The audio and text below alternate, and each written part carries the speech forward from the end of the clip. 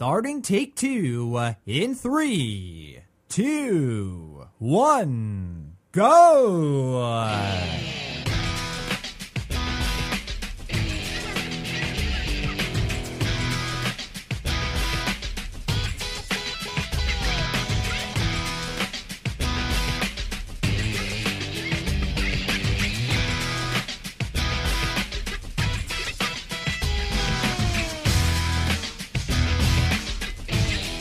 So, hey, Ronnie, Yes, JJ. guess what? What? We're here again. Oh, well, yes. Yes, we're here again. Yes, we are. Again. This is Take Two.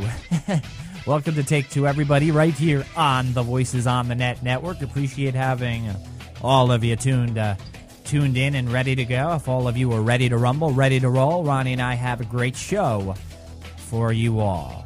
We're going to get to the good stuff. We're going to have Ronnie make it official. Post milestone time, of course. We just surpassed our 26th mini milestone on episode number 260. So we'll get to the unveiling of which episode it is right now, as Ronnie will make it official in just a bit. And all of the other good stuff we'll get into. But before we do that, if all of you would be so kind, as the great listeners of the network, if you would please visit www.vonthenet.com. That is right, the Voices on the Net Network's website, where you, the listeners, will be able to find more information pertaining to the Voices on the Net Network. All you need to do is go up to the top of the website where you will see an About link. You click it. Once you click it, you will arrive at a web page that will provide you everything you need to know about the network in thorough detail. Now, you can also check out, and probably the greatest features on the website, if I say so myself, as will Ronnie, too, the podcasts of any of the episodes from any of the shows available on demand for and at your very own convenience. You can check all of these great features out by going to www.vonthenet.com. That is www.vonthenet.com. All right, so post-milestone time. Yeah, it seemed as from 250 to 260 that mini milestone really arrived quickly, didn't it? They all seem to be catching up and going right out of the water here. Well, they just seem to be flying by. They do. It's one after the other. It's amazing that we've already surpassed our 260th episode of the show. We do a lot of shows, though, but it's amazing how high up we are. It is. Just yesterday, we were at our 10th episode. Now we're at yet another episode post milestone time. Just surpassed 260, which means we are at which episode, Ronnie? You have to make it official, obviously. Well, that would be episode 261. There you go. You could add one to that, and that gives us episode number 261. There we go. So, welcome to the 261st first episode of the show. We do have a good one, a great one for you. But Ronnie, what's up? How are you? How are things going? I am great. Today is another storm day, so I am looking forward to this. I'm so psyched after the show. You and your storms. You know, it was those storms that postponed our 260th episode of the show, seeing that you couldn't do the show because, well, there was no power, which was caused by sometimes that requires storm. Power. Yeah, for the internet to work. Most times, if not every time, you need power to power the internet. Yeah, well, nobody was watching my smoke signals or anything. Well, I guess that isn't going to sway you from chasing the tornadoes that you love so much. Because you only get to so do it much. twice 2 months out of a year. If I'm lucky. Yeah.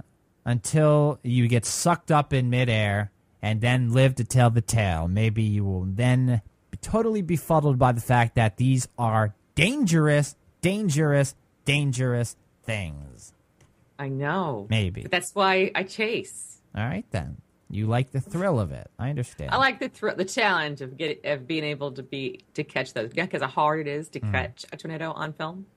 Oh, I could imagine. Absolutely. I watch them on YouTube all the time. I do. But these people have sophisticated systems. They're running. I mean, I'm sure you have to actually know what you're doing when you're chasing a tornado, because there's obviously anomalies out the rear end when it comes to them. You never know where one's going to shift.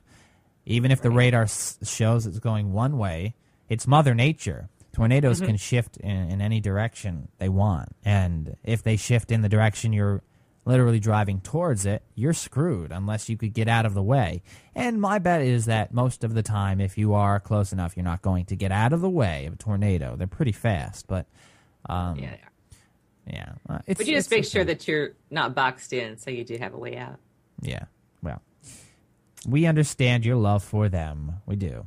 We understand how much you love these storms. And I'll tell you, I enjoy watching a thunderstorm every now and then. When I was younger, it was more of a thrill for me. When I was younger, I would go outside. I'd be fascinated by the lightning and so forth. And now, I mean, if I were to see a tornado, maybe I'd get a bit excited because I've never seen one before. I live in New Jersey. We don't get tornadoes like you do, so we don't see them. I don't see them, so yeah. So I'm not used to them like you, but I used to, when I was younger, have that fad going where I would always fascinate over a thunderstorm warning or whatever you want to call it. Someone tells you to take cover. I don't. Yeah.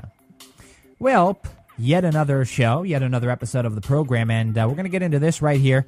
You know, when you're watching movies and you notice the bad guy in the movie, some of them play a great part, some of them play a really crappy part.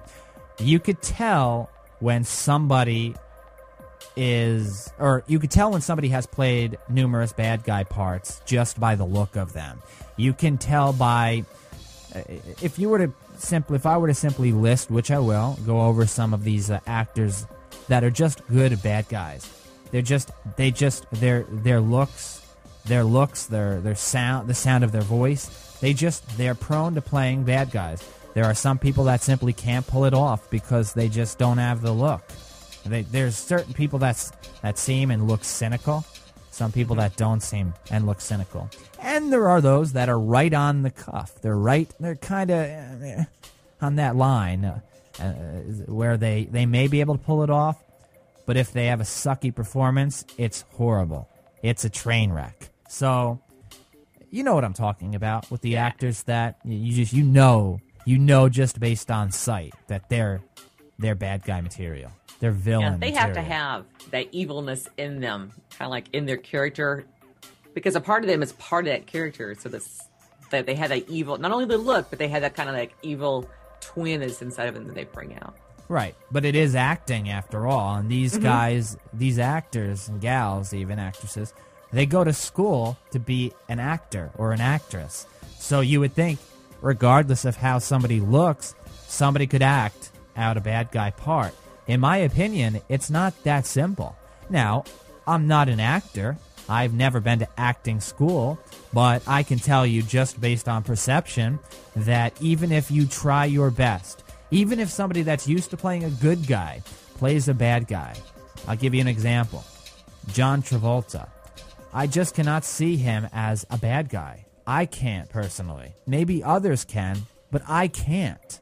It just I'm used to seeing that. I'm used to seeing him play a good guy, but he played a bad guy in The Taking of Pelham 1, 2, 3. He played a bad guy in the movie Face Off. I believe he played a bad guy. Yeah. I don't know. I'm used to seeing him in the positive light, but I would be willing to put him on that cusp, that cuff right there, the line between bad and good.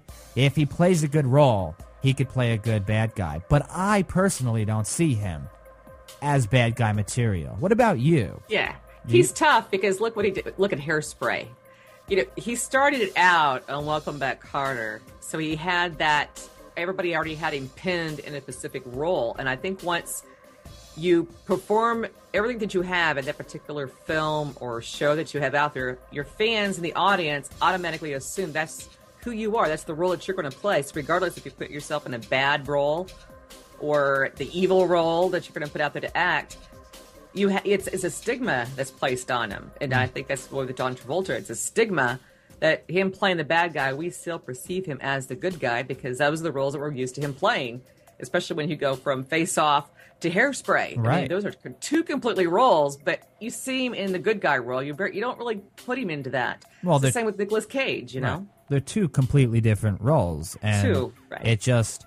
You look at one side of an actor and you look at the other side of an actor, and I guess you would be willing to define that actor as a brilliant actor if they could play both sides of the role. If you could play a good guy and a bad guy, but you're still forced to determine the bad guy or the villainous roles based on look. You just look at somebody. In other words, I'll give you another example. Timothy Olyphant played in Live Free or Die Hard. Just his look, his facial look, he plays a good bad guy. I could not picture Timothy Olyphant playing a good guy role. I couldn't. It's customary for these guys. They have the look, and they have the looks on their side, which give them the benefit of the doubt there that they could play, or they have the benefit. I don't mean benefit of the doubt. I mean benefit to play a bad guy role in a movie. Timothy Olyphant played a brilliant bad guy role in Live Free or Die Hard. I thought he did a great job. How about Brian Van Holt in House of Wax? I think he plays, and he's played good guys in movies before. He played a brilliant bad guy, a brilliant villain in House of Wax. Just how he talks, how he looks, his look. These are guys that play. These are guys that are just made for the bad guy role.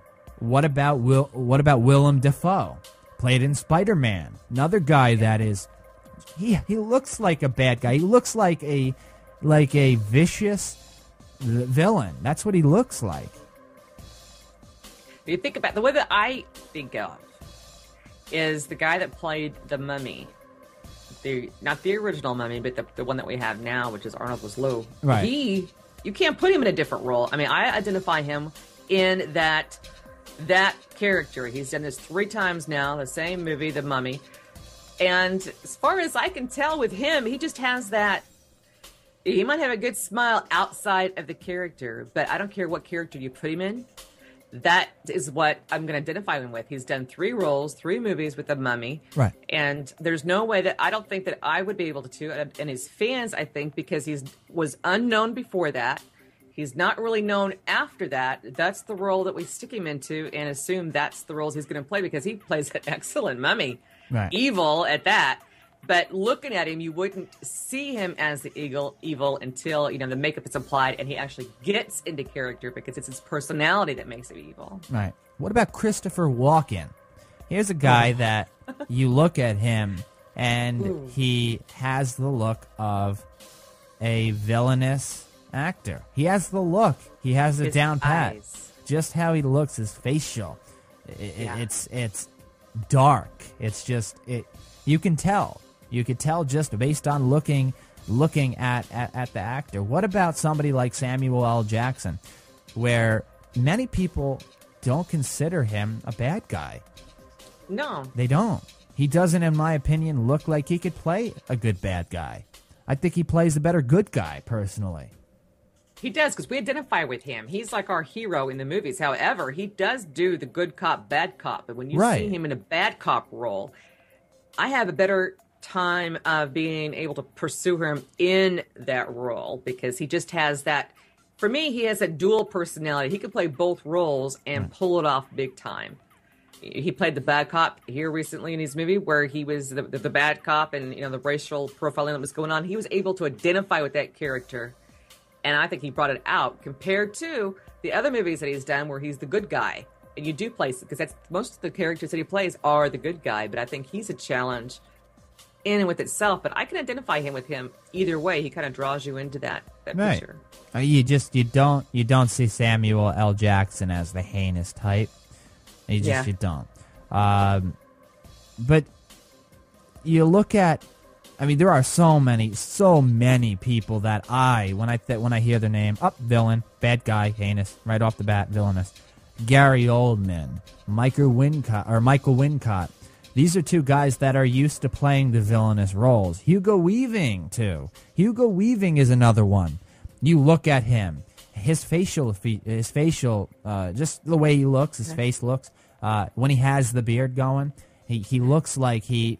If you really were to put him in a movie, if you were to put him in a movie and really, you don't even need to work on his face, but if you know they do anyway, you could really make somebody that already looks villainous even more so.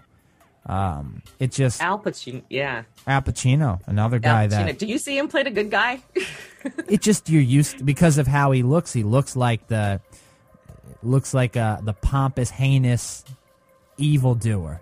Really, he does. Right. He just has that Godfather mobster role. You just don't see him in a good guy. You don't see him playing, Mary Poppins. No, he's the bad guy. Right. Regardless of what you put him into.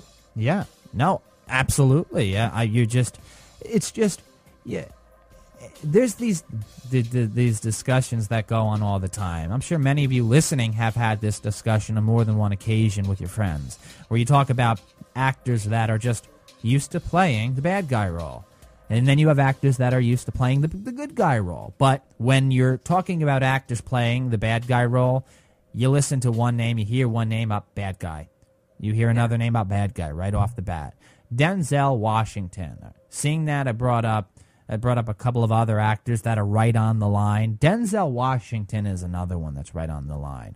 We're used to him being a good guy. He plays a great good guy. But luckily for him, he also has the look where he could play a bad guy. It's, again, when you go to acting school, surely you learn how to be a bad guy. You learn how to move certain ways, certain facial reactions, how to sound, use certain words. You know how to become a bad guy. And I guess that will separate the big boys from the little boys, the guys from the boys, in other words. The big dogs from the puppies. You're going to separate the big, those guys from those that simply can't do it. Or if you have the looks on your side, it's a lot easier. In other words, similar to a basketball player that is 7'7", may not have much skill, but if you place the guy 7'7" in the middle, he's going to do some damage. Luckily for him, he's got height on his side. Similar to the looks from actors that happen to have this vicious look to them. They have that going for them. However, when you have people that can play both parts based on them having those looks where they could play the good or bad guy role, well, there you have it. So it just goes to show you that even though acting school benefits actors, there's luck that plays a part in how one looks. I think so, at least. That's how I feel. Because if you look at Kiefer Sutherland, he's actually someone, because he played with Sally Field where he was the murderer, and now he's the hero in 24, and that's a success. But he can play an awesome villain. I mean, just pour it out there, and you're scared of him. I'd be afraid to meet the guy only because of the parts he played. I mean, he's gone from vampires to a murderer, and now to the 24 movie on TV. So he plays all kinds of parts. You can see him in each one of these roles, but I identify him more of a bad guy. Yeah, I totally understand what you're saying. It another one that's really on the cuff, really right on the line. What about somebody like Gary Busey? Gary Busey. Yeah. He's another one that, if you don't even need to see his face, if you were to hear his voice, he would sound. Yeah. You would know that he's a bad guy. He could play the bad guy role, but he also looks the part too very well. Another guy that's just, you hear his name up, heinous, bad guy easily. He also plays an insane part. He could also be an insane, just right? Because if but that right there constitutes that he even if he's insane, he just he looks like he would be insane in real life. Heck, but. Him being insane just constitutes the fact, even more so, that he could play the bad guy role very easily, the villainous role very easily. Yeah. Jack Nicholson, I think, of course, is the top one that kind of tops it all, because he played in The Shining. I mean, you could here's Johnny. Yeah. I was scared of that guy. Right. And then he plays in Terms of Endearment as the nice guy, the astronaut. Yeah. And I could put him in both of those roles. Regardless, if he plays those roles, great, because he brings his personality into it, especially when it's the evil role. It's like he's having a lot of fun with that. And then you put him in, the foo-foo movies like Terms of Endearment, and he's a completely different guy. No, Absolutely. Absolutely. But I wanted to go into this with you because it was tugging at me the other day. I'm like, you know what? This would be something fun to go into on the show. Talking about guys, actors, people that are just they're made to play bad guys. They're made to play the bad guy roles. You're watching a movie and you're admiring how great of a role this guy's playing as the villain. But you also have to take into account, okay, he's playing a brilliant bad guy role. An excellent, heinously evil-doing, villainous role. But also take into account how he looks. Clearly that plays a major role in the role. Huge role. Huge plus for those that play the villain in movies. So I wanted to bring that up with you to see what you had to say. But yes, so many villains. Of course, there's so many lists online where people construct them themselves. And, of course, the ones that you're going to see on the list more than likely, other than not, would be Jack Nicholson. You're going to see, of course, Willem Dafoe. He's one that just looks the part. You're going to see Hugo Weaving. You're going to see Gary Oldman. And you're going to see John Travolta on the list, where I think he's more along the lines of Denzel Washington or Samuel L. Jackson, rather than simply a villain. Only a villain. So many people just view him as just a villain. That's it. And they don't view him as the good guy. But I think he plays a brilliant good guy, John Travolta. So I don't think he deserves to be on a list of all villains. The one I'm surprised it's not on the list is Anthony Hopkins. Yeah, he's another one that could play a really brilliant bad guy role. But the thing is, he could also play a good guy role too. Mm-hmm. Although he does look the part. If you were to put him in a movie, then he's been in plenty. But if you were to put him in a movie, just a bad guy movie, a new bad guy movie, a movie with a bad guy in it, a villain, that he could play the part very well. Oh, yeah. He really could. Hannibal Lecter, how could he get over that? Yeah, and that's scary. That's a scary movie. So it just that makes it doubly better. All right, well, we're going to move on to the associations on this 261st episode of Take Two, right here on the Voices on the Net Network. But before we do so, it is time to thank our sponsor, as this portion of the 261st episode of Take Two is brought to you by Audible. That is right, audible.com. And we thank Audible for their generous support of the Take Two program, as well as the Voices on the Net Network. Now listen up, folks, because Ronnie and I have a great deal for you, where you'll receive one free audiobook as well as a 14-day free trial to browse the great collection of audiobooks that Audible has to offer. Over 85,000 and counting. A really brilliant collection that you'll have to choose from there.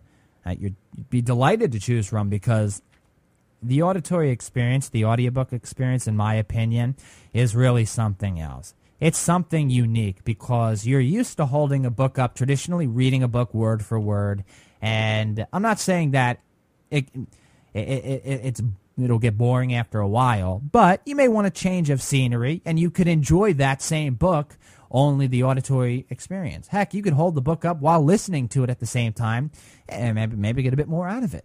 But for those of you that may be more digitally inclined or interested in the digital form or the digital side of it, maybe those of you may not be avid readers, but you may enjoy watching your favorite television shows, your movies, listening to media on your computer, your MP3 players. This may be more for you, perhaps. What do you have to lose? You don't have to spend a dime. You try it out. You don't enjoy it? Well, you toss it.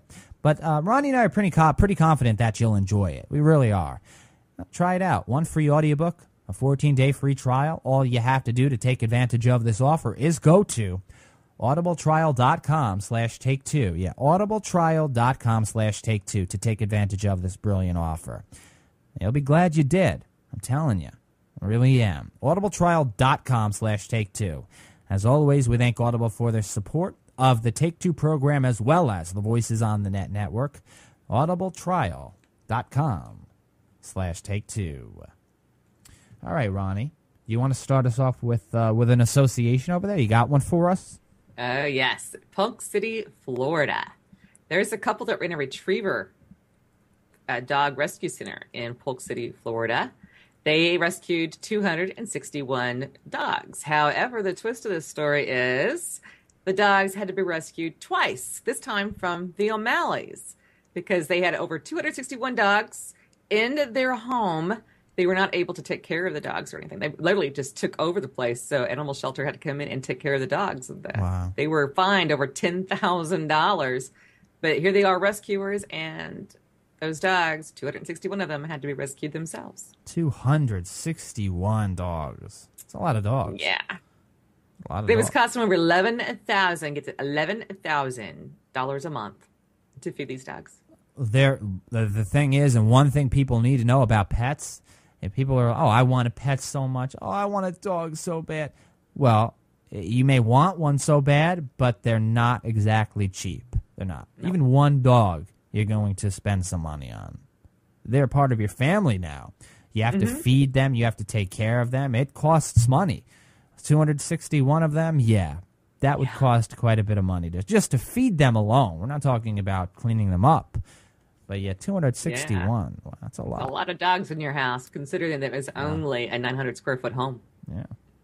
Well, I've got an association for you. This was back in 2004.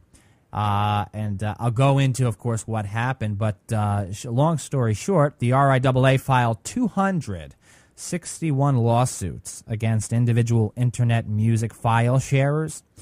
And they also announced an amnesty program for people who would like to come forward and admit that, they've downloaded music illegitimately, I'll say, because you know how I feel about that, the whole file sharing on the internet situation. But they allow them to simply come forward and announce that they have downloaded music for free rather than paying for it. The RIAA truly felt that the reason there was such an immense drop in compact disc sales, CD sales, back in mid-2000, 2004, 2005, because of people downloading music for free on the internet. So they wanted to take action, and they did so. And what they did, when they did take their action and went forth, and they wanted to make sure that people were sent a warning, even if you weren't caught by the RIAA, the 261 that were, had to pay, I believe, in between $3,000 and $10,000 or $3,000 and $12,000 because they were fined, and they all did. They all paid the fines. They did back off though. They wanted to. The RIAA, what they wanted to do was they wanted to put the control in the hands of the internet service providers, where they would initiate something called a three-strike rule, where if somebody were to download illegal or illegitimate music online, or music illegitimately online, they would give you 3 strikes. After 3 strikes, they would shut your internet service down and cancel your subscription or your account to the ISP. However, no ISPs went forth with this. So it seems like nobody wants to get on board with the RIAA here. Nobody wants to get on board because clearly they don't feel it's that big of an issue.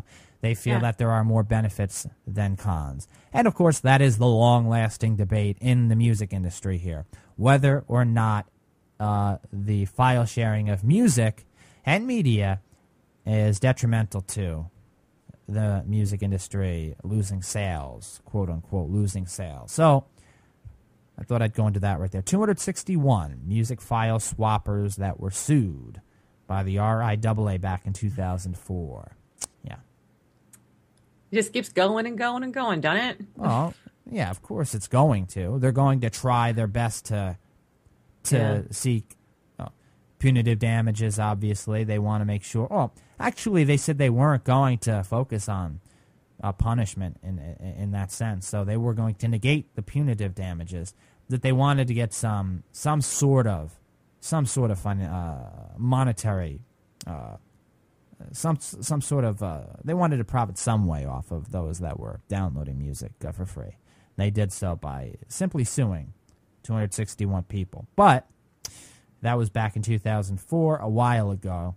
However, we have noticed stories, Ronnie, every now and then popping up in the news where the RIAA will sue somebody, an individual, for tremendous amounts of money. And in many cases, $150,000 per song. Somebody that downloaded, 12 songs? Weren't they fined, what, $100,000 per Yeah. song?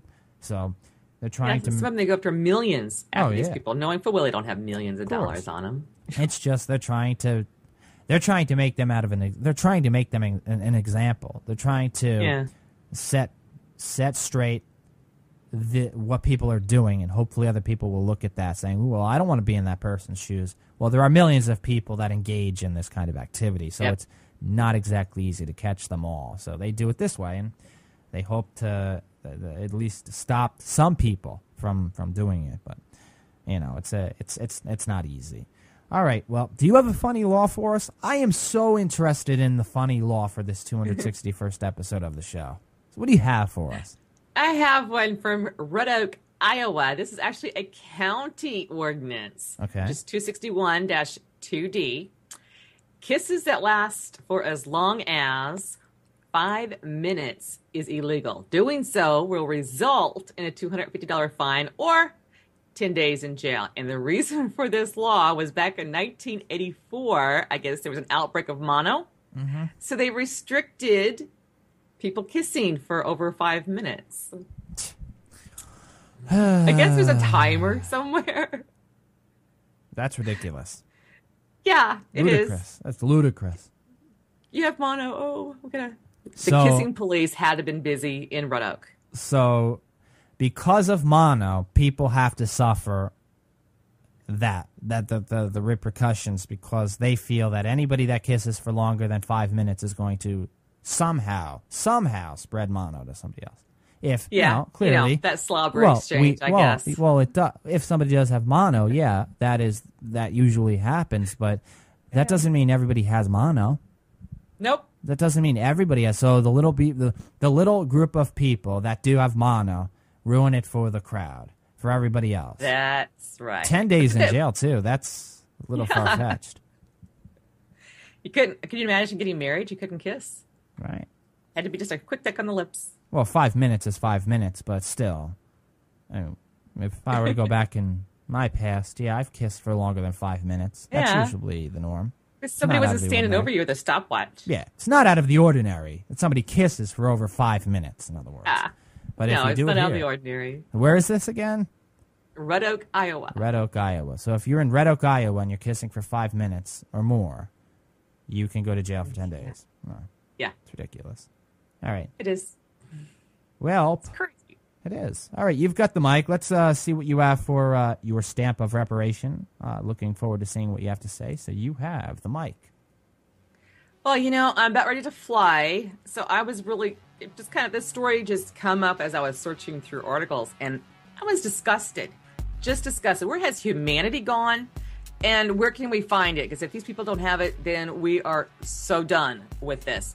This is in Everett, Washington. A woman by the name of Crystal Kim is dying of breast cancer. She's actually in the final stages. She has less than 2 months to live. She wanted to go back to her home country to spend time with her family and be buried there with her grandmother on account that that's who raised her. Her daughter paid for these tickets. We're talking $4,000, $5,000, $6,000 for her mom to go home. She bought these for her mom on Mother's Day. What a great Mother's Day present. This is the last present of giving your mother on her dying wish. Unfortunately, the airlines did not agree with her. The Korean Airlines wanted, get this, her daughter brought her medical records with her. She had to get doctor's notes of everything that was wrong with her because they didn't want her to die on the flight and, traumatize the other patients. She brought all of this there. They refused to allow her mom to fly unless she brought scans, x-rays. Now, are you going to tell me that we are going to have stooped so low? Because all of these airlines follow to the same guidelines as the FAA and the equivalency to the Korean Airlines. She was denied yet again, to go see her family. We are almost in 2 weeks of denials here. She is now going to try Delta, but thus far, she cannot seem to get off the ground to go home and die the way she wants to do. That is sick. Are we going? If I would happen to have something that's going to kill me and I want to go somewhere and die and fly there, are they going to want all my medical records because they want an airline doctor to determine whether or not I'm fit to fly? We have pregnant women flying up until 9 months and giving birth on the flight. There have been people that died on a flight, but that's not going to be each and every individual. Usually it's a heart attack, a clot, that cancer. She doesn't have oxygen, anything like that on her. She's in a wheelchair for transportation purposes. But other than that, they make analogies for anybody that's out there. If you're in wheelchair bound, they have to supply the help to get you on board and off the plane. But they're not wanting to even get this one on the plane so she can go home and die peacefully. Yeah, that's unfortunate. Huh. So she wants to go back to her home country so she could die in peace around the people that she loves. That's and right. She has all of the records, all of the x-rays and medical records from her doctors, and they're giving her a problem. Yeah. The airline doctor, which I did not realize there was such a thing. Well, yeah, they do. They because people that have passed away on flight and so forth, they take precautions in terms of that. The trauma factor. The people that are on the flight with them. Mm-hmm. But if someone's going to die on the plane, you've heard of heart attack patients. Oh, I know. Yeah, right. In other words, they're talking about those that have underlying conditions, or in other words, a stage 4 breast cancer, where they know that there's the possibility they're going to die soon. Whereas somebody that has a heart attack, they could be the healthiest person in the world, but they just they have a heart attack randomly. Yeah. Right. Yeah. Her daughter's going to fly with her, so there shouldn't have been any problem. I mean, her daughter's going to be with her. Put her in first class. I mean, really, how hard is that if you think that she's being discriminated against because she's going to die? That's inhumane. She wants to die where she wants to die. Why are you sitting there holding her ticket that she bought for? It's going to take her how long to get there? She only has 2 months. I mean, the closer they get to the 2 months range, she won't be going home. Yeah. Very sad. Actually, there's new news about it here. A new article actually where she is headed to South Korea. Actually, it says here. Well, good deal. The woman dying of cancer who wants to live out her final days in her native South Korea is finally flying there Thursday, 5 days after an airline denied her passage over, concerned she might die on the flight. Crystal Kim and her daughter Mimi arrived at SeaTac Airport Thursday morning, set for an 11.5-hour trip on Delta Airlines Flight 7872 to Seoul that takes off at 2 p.m. Crystal has stage 4 breast cancer and has only a couple of months to live. So she'll be home and she'll be with her family. So I'm happy to read that. Yeah. Now, Korean Airlines, they need to read the book on humanity and customer service skills. Yeah. All right. Stop being a nudge. Thank you for your stamp of reparation, as always. Appreciate it. Ronnie, we do have to head to the break on this 261st episode of the show. But before heading to the break, we'll talk a bit about I'll give you a little teaser as to what Ronnie and I are going to be delving into during the second segment. Driverless cars. Are we ready for autonomous cars? Google feels we are. Yeah, Google feels we are ready for these driverless cars. Would you want to drive on the road knowing that there are people not behind, or they are behind the wheel, simply texting, not controlling the car? Are we ready for that now? What about in the future? We're going to talk about autonomous cars and a situation in Nevada where lawmakers are considering making this legal, where people can drive autonomous cars. Quote, unquote, drive autonomous cars. Will they drive themselves? We'll go into the whole artificial intelligence factor here surrounding this. Also, do you remember anything that occurred during your childhood, Ronnie? Do you? Well, what if you were to be told, and sometimes I guess if somebody brings it up to you, brings up a memory or an event that happened when you were 4 years old or 3 years old, you're like, oh yeah, I remember that, but would you have remembered it if they did not tell you, even if you tried your best? Well, what if research stated that during certain years it is virtually impossible to even form memories? You're experiencing them, but you're not storing them. Well, we're going to talk about some research and interesting study here that goes into this, a bit into this, about memories, childhood memories, and adults trying to remember that there are certain implications behind those that are younger, saying between 2 and 4 years old or 3 and 7 years old, where you may not be able to store certain things in your memory. But, of course, controversial as it is, it's a study, and, well, Ronnie and I have quite a bit to say about it. I do, I know that, and I'm sure Ronnie does. Also, your blast from the past coming up at the end of the program. Don't go anywhere, folks. Ronnie and I return right after the break.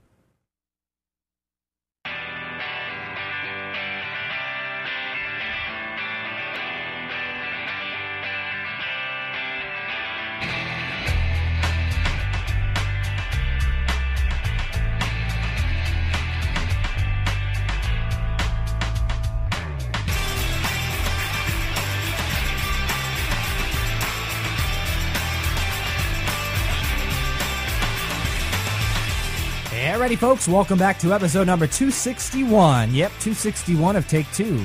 Right here on the one, the only Voices on the Net network. Ronnie and I are back, and we appreciate having all of you tuned in. We have a lot coming up on the program, so you're not going to want to go anywhere. Stay put. Stay right where you are. Before we get to the good stuff, if all of you would please, if you'd be so kind, visit www.vonthenet.com, the Voices on the Net Network's website, where you, the great listeners, will be able to find more information pertaining to the Voices on the Net Network. All you need to do is click the About link at the top of the website, where you will reach a web page providing you everything you need to know regarding the Voices on the Net Network. You get all of that information in thorough detail, too. Now, you could also check out podcasts of any of the episodes from any of the shows, all available on demand for and at your very own convenience. And you can check all of these great features out by going to www.vonthenet.com. All right, Ronnie, welcome back. Thank you. So, cars that have no drivers associated to them. No. It's simply autonomous, in other words. Now, clearly, when it comes to technology, we do understand the advancement in technology is crazy. Every day, technology is advancing. One thing that describes this perfectly, the advancement of technology, something called Moore's Law, which really what it does, it focuses on trends, the trending of the advancement of technology. It also goes into the history of computers in general. And what it does is they predict, and they want to give a safe number. So they go into a safe point. They don't want to say, okay, 100 years from now, imagine what technology is going to be like. What they'll do is they'll say, 20 years from now is a safe point, that in 20 years, you can expect technology to be so advanced that you won't believe it. Now it's so advanced. Imagine 20 years from now. Any more than that, they'll simply say, or possibly later, maybe, but they'll give to give a safe number. They'll say maybe 20 years from now, maybe 10 years from now, et cetera, et cetera. So when we talk about driverless cars or autonomous cars, we wonder if we would like to be on the road with those, with autonomous cars, where there's the debate as to whether or not there's certain things out there that require human control rather than a computer handling it. I brought this up to my father, and he says, no, this is not, no, sorry, no, this is too far. I need to be able to control my car and so forth. But why isn't it possible for, via artificial intelligence, and clearly funding may not be on their side, but why couldn't a computer handle a car? Now, I want to hear what you have to say, Ronnie, about this. If you were to drive a car, would you want to personally be on the same road as an autonomous car, an autonomous vehicle? I don't think so, for a few reasons. Number one, a computer knows what a human has put into it. Other than that, it doesn't think on its own and react such as a human would react. The computer, if it was working properly, might be able to indicate, the crash. If the driver happens to have a medical problem and has a heart attack or something behind the wheel, the computer can take over at this point and sense that. We have sensors in our cars now, computers in our car now, but they still fail. Our brakes fail. And it still requires human input, human interaction to prevent an accident. And these cars that are going out there now number one, are from Toyota. We already know that they have a problem with Toyotas and have had some for some time. Now to state, okay, we wouldn't be on the road with a computer. We have transits that are ran by computers, and lots of accidents are still occurring with that, even though you have someone behind the control field, but the computer doesn't sense what the controller needs to do. I just don't think that we're quite ready for that. We have a car out there now that parallel parks for yourself, by itself. That I agree with. You're not moving. You're not out going 60 miles an hour down the road with an uncontrolled vehicle. What happens if the vehicle gets out of control? Can you, as the driver, then take over? Will you be able to take over? Well, that's the whole point of autonomous vehicles, though, so they don't get out of control. That's the point of them. In other words, there was a car that literally one vehicle, or I think it was a multitude of vehicles, that there was a test when 140,000 miles, one accident occurred, and that was because somebody rear-ended that car, and this was a driverless vehicle. So the whole point of this here is so that cars do not get out of control. In other words, or out of control. That's the whole point of this here, and it's the widespread debate as to whether or not a computer could, as a matter of fact, do what men can do, what females can do, what human beings can do. In other words, that's the widespread debate that's been going on for years, for decades. Somebody by the name of Herbert Simon. Herbert Simon. He was an American poli-scientist. He was an economist, a sociologist, but he was even more a professor. And he stated something very, very interesting. Predicted that, quote, machines will be capable within 20 years of doing any work a man can do. He predicted this, and maybe the year, the amount of time that he predicted may be off, but he predicted this because he feels, because artificial intelligence, because of what robots, computers are capable of doing. You brought it up before, cars that can now park themselves. This is a very small chunk of what artificial intelligence is all about. If you were to drive new cars nowadays, you're backing up, it could tell you by beeping faster and faster and faster and faster as you're approaching a car, therefore letting you know, if you don't have a mirror or a camera in the back letting you know how close you are, letting you know when you're too close to a car as you're trying to parallel park. This is all technology right here. This is all technology allowing us to, in a way, it's associated with the autonomous or driverless cars here. And I would think that even in a time right now, we're in 2011 as we speak, but you talk about what technology can do, just how far artificial intelligence can go, how far a computer system can go. In other words, we bring up an expert system. Let me bring that up, expert system, where an expert system is a piece of software that focuses on utilizing the expertise of the domain, or in other words, the subject matter expert. A subject matter expert is somebody that the focus is on one specific task, and their expertise is major. Artificial intelligence utilizes this expert system here, and takes the expertise of the person, the subject matter expert, and implements it into a system. So whatever that expert knows, the system now knows. Now you're implementing the data into the system. So you don't have, in other words, is there many form of variability here? In other words, the variable factor, because an expert can learn, because we have, as human beings, the prefrontal cortex, the hippocampus region, we have the ability to learn more, whereas a computer system can only go so far. As you brought it up before, when you input data into a system. But just how much data is needed is the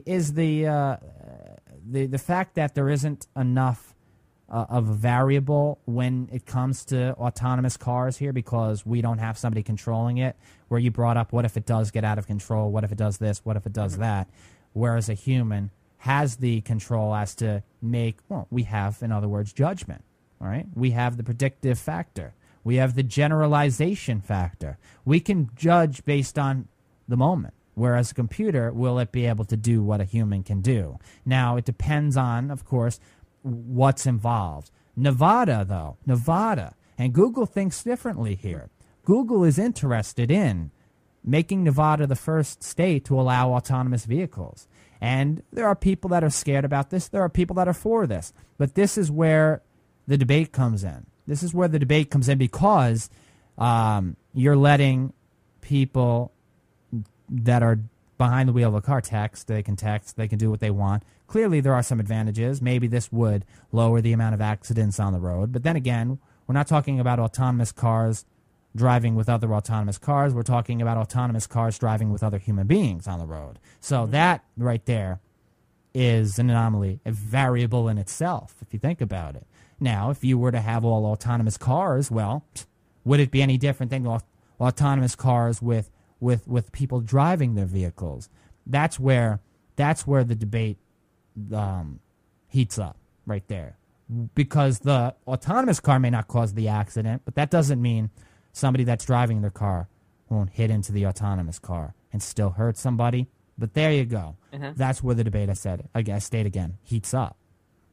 It does, because just because we have the technology, we have to determine, do we have to use it in all areas? Do we have to actually get rid of the human element? It's almost like with this particular car that, they're going to push it to the extremes. Granted, money's involved. It's going to be a luxury vehicle because a lot of people probably will not be able to afford this.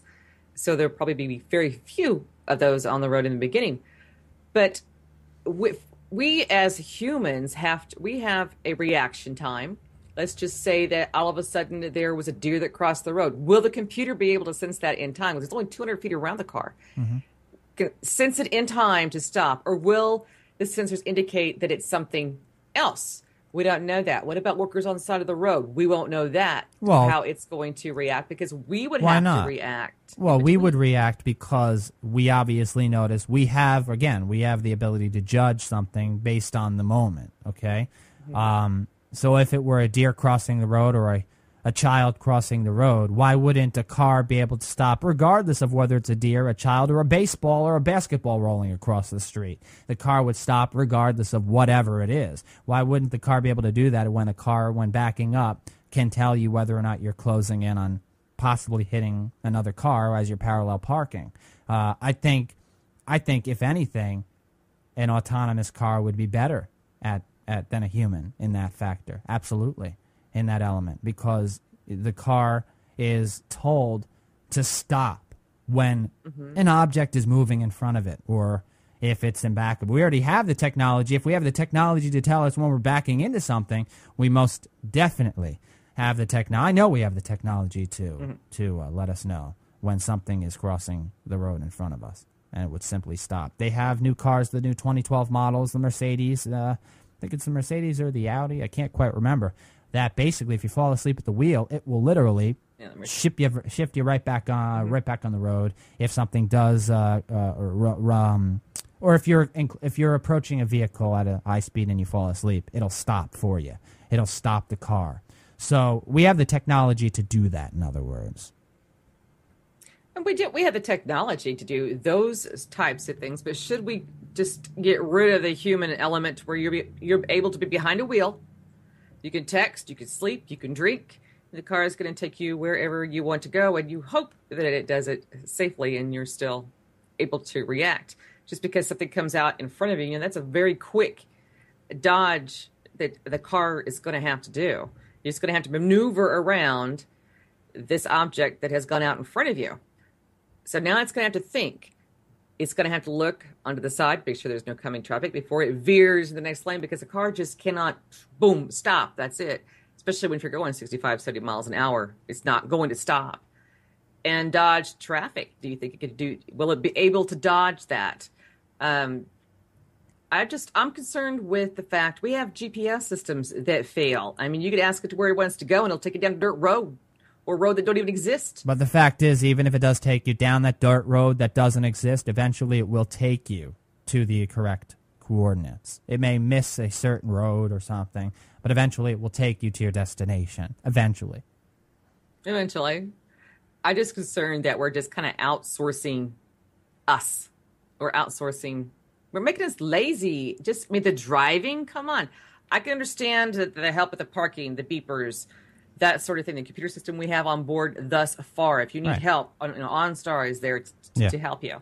Mm-hmm. But I think we're just gone a little too far by taking away the control of the human being behind the wheel of a car. There you go. And control of that. I just think it's just a little bit more. And there's your cause, the explanation for your argument right there. You have a very, very valid theory, a very valid argument that you brought up, and that's the cause for debate pertaining to the subject here. It's whether or not we give up the human control of a vehicle to allow the car to drive itself. And that's the debate there, whether or not we may have the potential, if we would like to allow that car to drive itself, well, we can purchase a car that does that versus us having control over it. Now it's whether or not we even allow them on the road because of the safety factor, is whether or not cars that are controlled by humans versus cars that aren't controlled by humans can somehow intertwine, somehow drive on the same roads without converging in negative ways or hitting each other or affecting each other in negative ways and affecting each car in negative ways. So that's the debate right there. It's one thing to choose whether or not to drive, to purchase a car that drives itself. It's another to choose to drive on the same roads as that autonomous car. So that's really and that's up to you, Ronnie. That's up to those of you listening, whether or not you feel that way, whether you want to drive one or not, whether you want to drive on the same road as them. Clearly, even if there's an autonomous car driving on the same road as you, remember, you are the human. You are controlling the car. You do have the ability to judge. So if you did drive alongside a car that was autonomous and it did do something bad like swerve or whatever, although that's the point, not to swerve, in other words, but if by any chance, hypothetically or theoretically, it were to have swerved, you can get out of the way because you have control of the car. So that, again, is another reason why, okay, well, why don't we just let these cars on the road if they do have the capability to do it?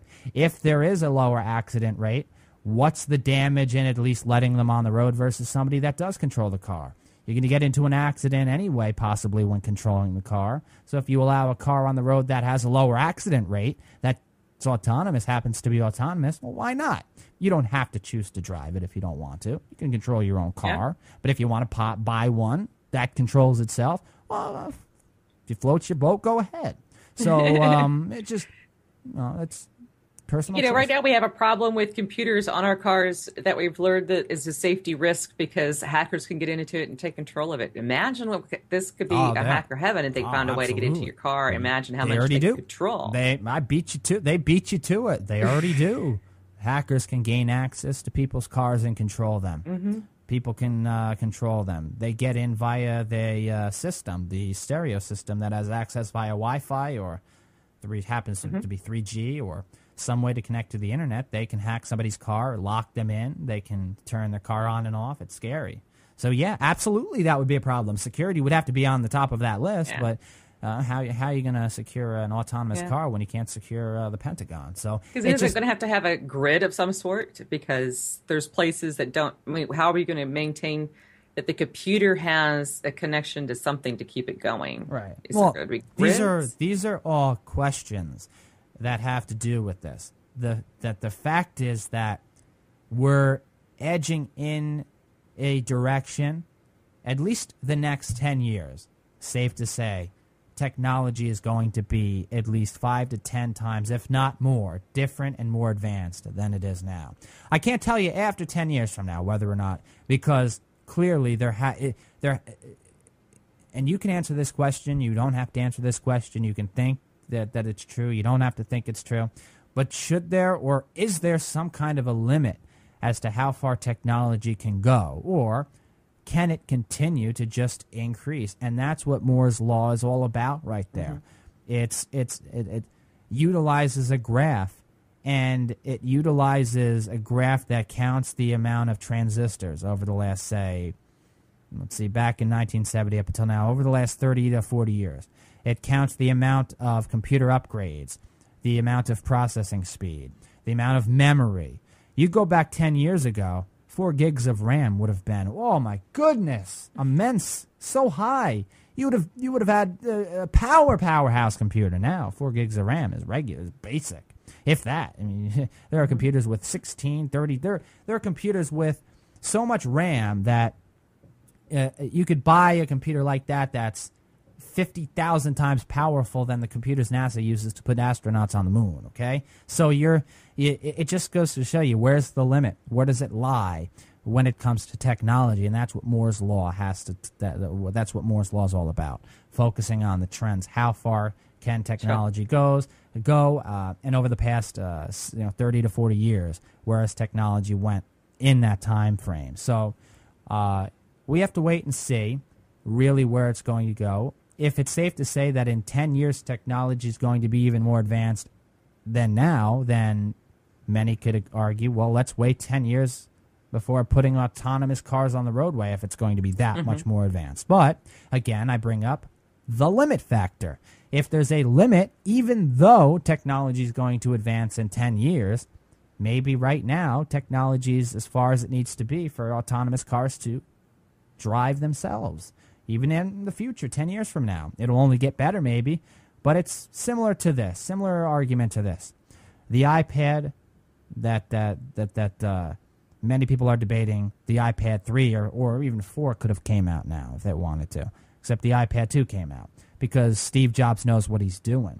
He adds just enough hardware to the device to make people want to upgrade from the original iPad. Yet every year a new one comes out. So next year, when the third one comes out, do they really have the technology to go even further than what they're going to add to the iPad 3? Of course they do. There's just, they need to find a way to make money, so they're going to find little ways to advance this part of the iPad, that part of the iPad, to make people want it. But technically, they could make the iPad 5 or 6 a year, less than a year from now if they wanted to, with the technology we have available. So it's similar to that in a way. It's that we probably, well, more than likely have the technology to allow a car to drive itself right now. It's already broken that limit. It's already broken it. It's past that. Although 10 years from now, it'll only be even further above that limit. That's my point there. So yeah, I think society's already determined what the limit is as far as technology, but they haven't determined a roof. Right now, we determined the limit to be, remember the cloning? They decided they did not want the cloning process of human beings. It was a cloning process of animals, but society said, we're not going any further than that. That's as far as you're going to go. So we'll see what the roof is on this type of idea. Absolutely. All right, got to move on to the next item on the itinerary for this 261st episode of Take Two. Before we do so, why don't we take a little break here to thank our sponsor? Yep, that is right. This portion of the 261st episode of Take Two is brought to you by Audible.com.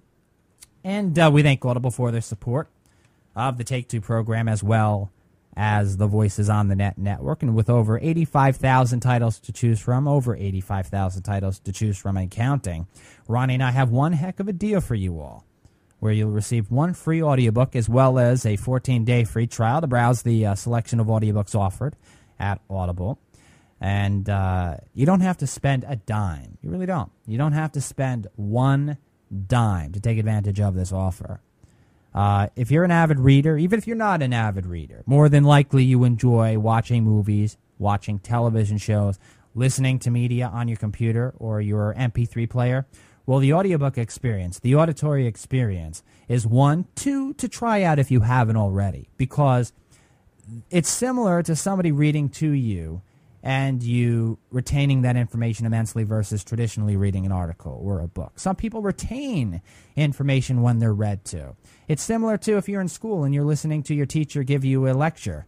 You retain that better than you reading a book about the same lecture. So it just about the topic of the same lecture. So it's similar to that and so much more, because the voiceover artists behind the books make these books sound interesting, engaging, dramatic, the drama that they add to it.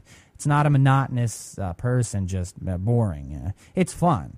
You got to try it out. Try it out for yourself. What do you have to lose? One free audiobook and a 14-day free trial to browse the selection of audiobooks offered at Audible. Go to audibletrial.com/take2. All right, audibletrial.com/take2 to take advantage of this offer. You'll be glad you did. You really will. As always, we thank Audible for their support of Take Two as well as the Voices on the Net network. Once again, the link is audibletrial.com/take2. All right, Ronnie. So the next item on the itinerary here, and I'm looking forward to what you have to say here, because clearly you know what you stored in your brain. It's your brain, after all. You know what memories you hold. However, are there certain things that you've done in life back when you were a kid? Seems that's where it gets really tough. I think many of us would agree, where if you were to try to remember what you did when you were 3 years old, it's not as easy as, say, remembering what you did 5 years ago. So if we were to go into remembering anything that occurred when we were a child, specifically 3 years, 3 years old, 4 years old, etc., is it just virtually impossible to remember that far back because we didn't have the capability to store the events that occurred? Or is that simply preposterous? And there's an interesting article on Yahoo that goes into this, that goes into the memories of childhood experiences, and a research finding that in between the ages of 3 and 7 or 4 and 7, these memories just fade away. In other words, there's no way to store the memory during a certain time period. Where do you stand here in terms of the memories that we may conjure when we're younger, or we may form when we're younger because we do a lot of things when we're younger, some crazy things. We're kids. I can remember things that at the age of 2 that come to my mind that I have a memory of. Did somebody bring them up to you first, or did you just simply remember them? No, I remember them because they were tragic to me. I have a fear of snakes. There's a reason why. When I was 2 years old, I had a problem with a snake. I think it depends on what type of memory that it is. I think if it's something that affects you in such a way that you hold that memory with you, and it just like being bit by a dog, you remember that. So now you're more afraid of dogs of size similar to that reaction.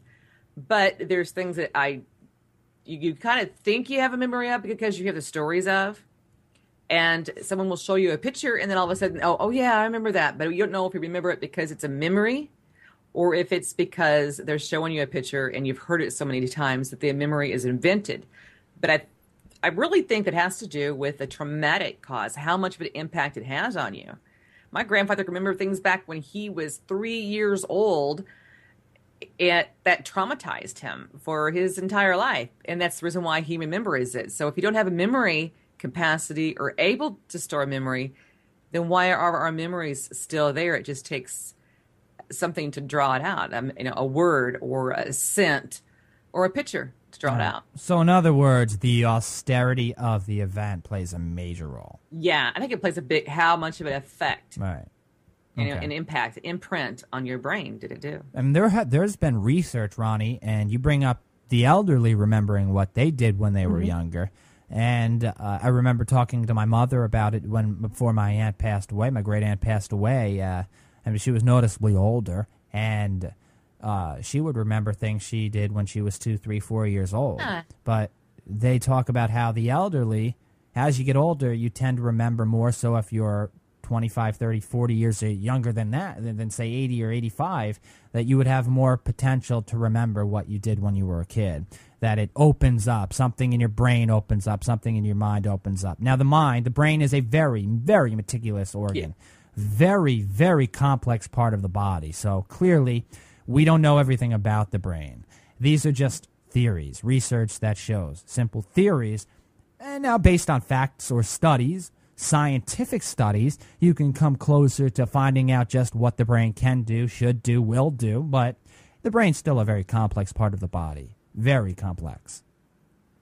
Yeah, just think about we don't remember being born, but we went through that process. There's pictures. We don't remember that process. Right. I think when it includes the elderly, you know how we have things that go full circle. We have the Alzheimer's. Some of it's Alzheimer's. Some of it is just the process of the body nearing the end, that your body digresses. Yeah. So I wonder if that plays a part, because everything in your body, by the time you reach 80, you've lost 45% of what you were born with to begin with. That's body function. Does the brain function to where it doesn't? We lose that photographic memory. We lose that ability to add maybe to our memory, and we just kind of subset and go backwards in time. Right. Now, it states here that pertaining to memories, it turns out the memories are even more fleeting than previously believed, fading between the ages of 4 and 7, as this new research finds. Now, until now, based on studies of adults, the scientists involved had thought that children under the age of 3 or 4 didn't have the cognitive or language skills to form memories. And so these memories weren't exactly lost, but of course they were never even stored if our brains didn't have the ability to form or to store these memories, these events. Carol Peterson, though, is a psychology professor at Memorial University of Newfoundland in Canada, and her colleagues had found that young children have lots of memories they could talk about, as she added, quote, "So it was very clear that the explanation that had been given for adults just had to be wrong, because children do have the cognitive, linguistic, and memory skills to talk about things that had occurred in their past." And she feels that it's the exact opposite than what some scientists believe to be the case, that we don't have the ability to store events and then store them into our memory at a young age. But I find that hard to believe, because after all, when you're younger, don't you tend to retain information more? Your brain is your brain is a sponge. When you're a baby, even, but when you're 3 and 4, anything that's being said, the toddlers, these 3 and 4-year-olds, are picking it up. They're saying curse words if parents are cursing. They're remembering things. Your brain's like a sponge at that age. So I would think personally it would be the exact opposite. But then again, that's how complex the brain is.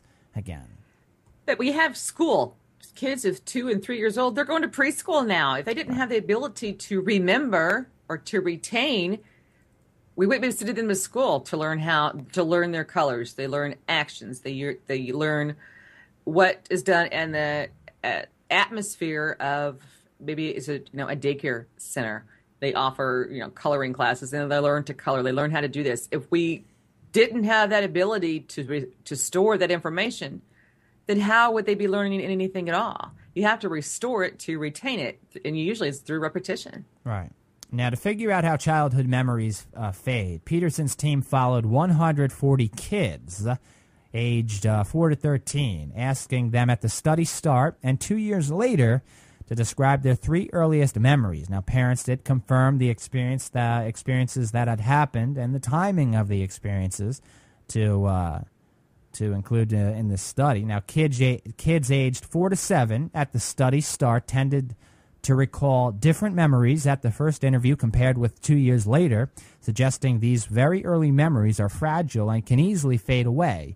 However, a third of the children aged 10 to 13 described the same earliest memories at both time points. Now, these are only 140 kids, and clearly it's based on this study, but you would think that it would be on more of an individual basis, that somebody that is 7 or 40 years old may be able to remember something back when they were 4 or 6 or 7 years old.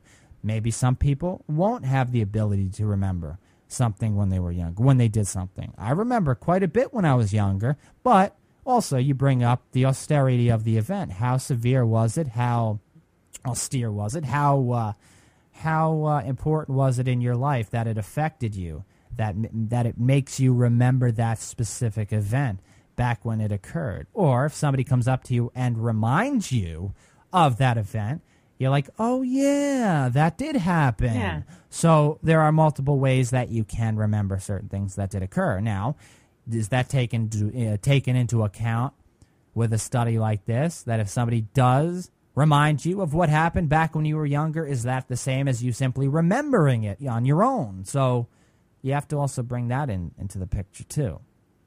I think it's our ability, what is going to identify with our recall ability that we have. Right. You have a situation that maybe you come across a photograph and then all of a sudden it triggers a memory. I don't think the memory is completely not there.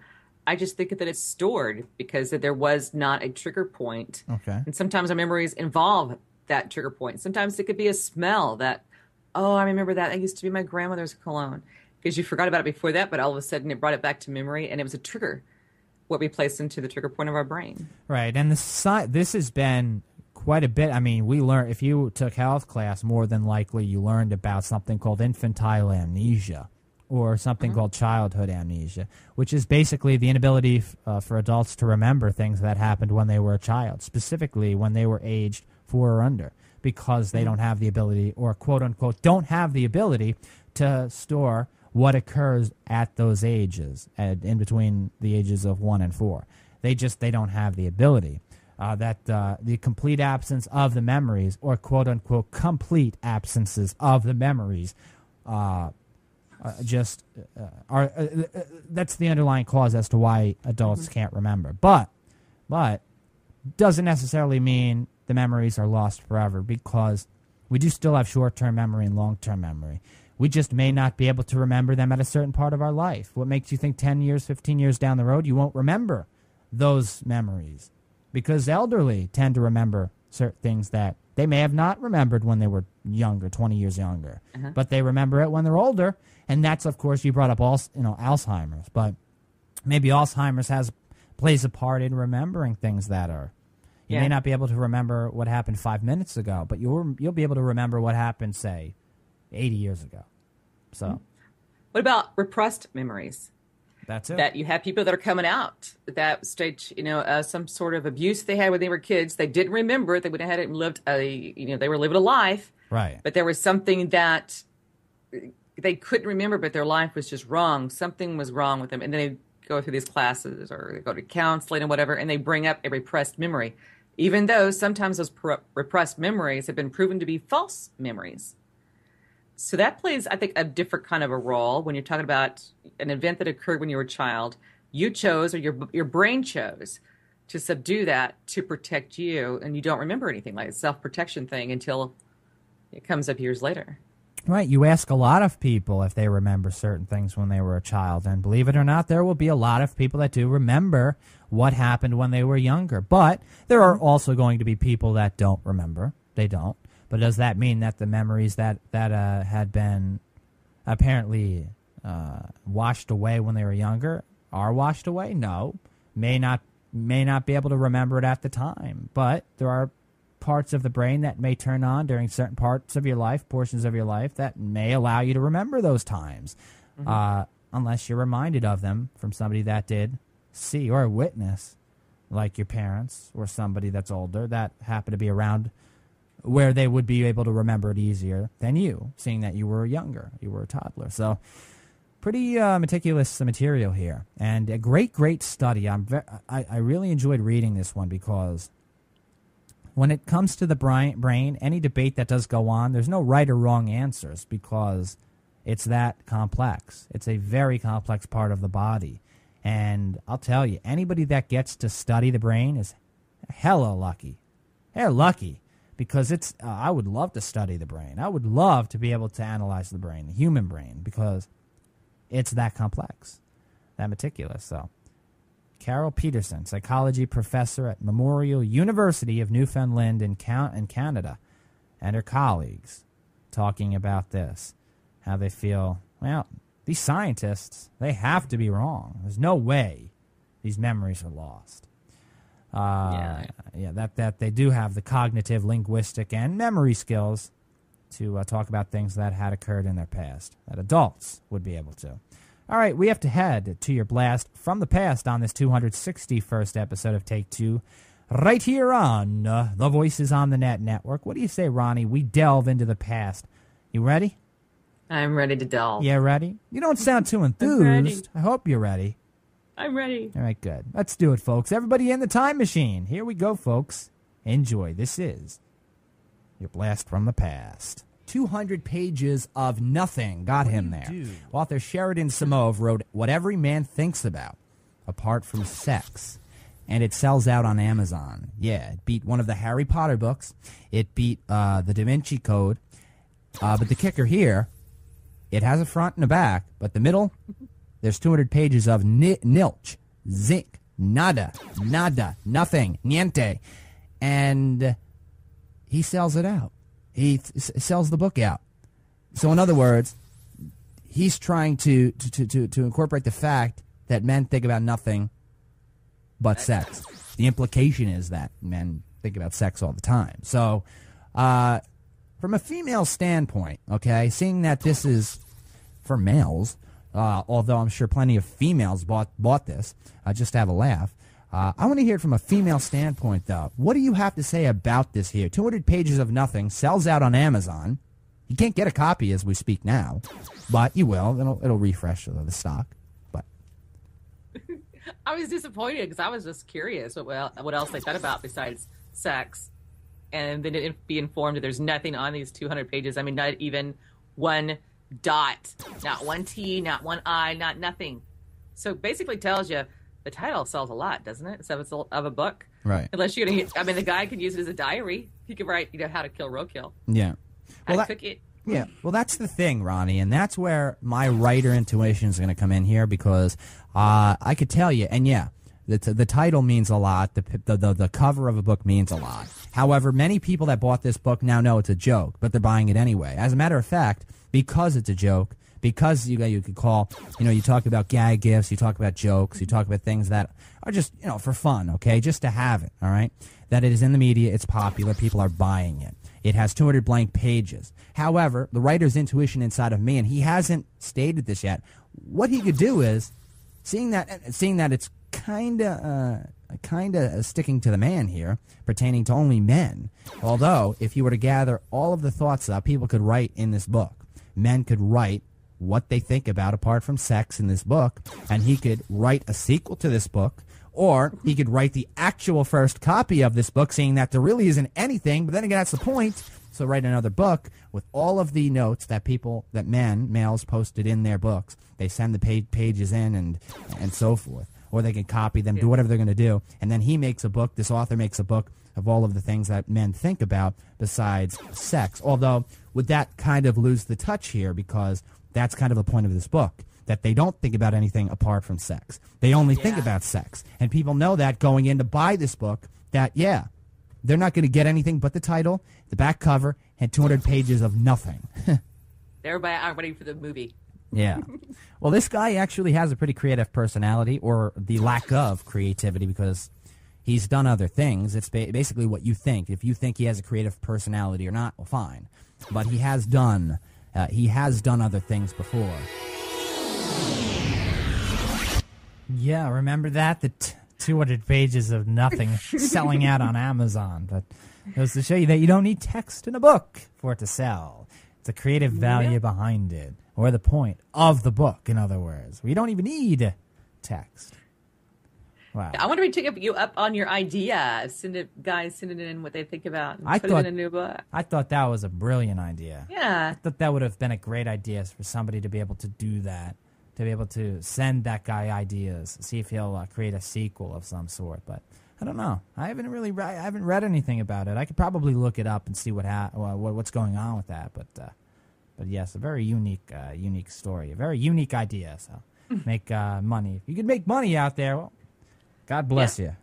All right, that's all the time we have for this 261st episode of Take Two, right here on the Voices on the Net Network. Sadly, Ronnie and I do have to go for now, but we'll be back for the next episode to do it all again for you, which happens to be the episode where Ronnie will feature her movie report, so we look forward to that, of course. But until then, we do have to say so long for now. Take care, everybody. Much love.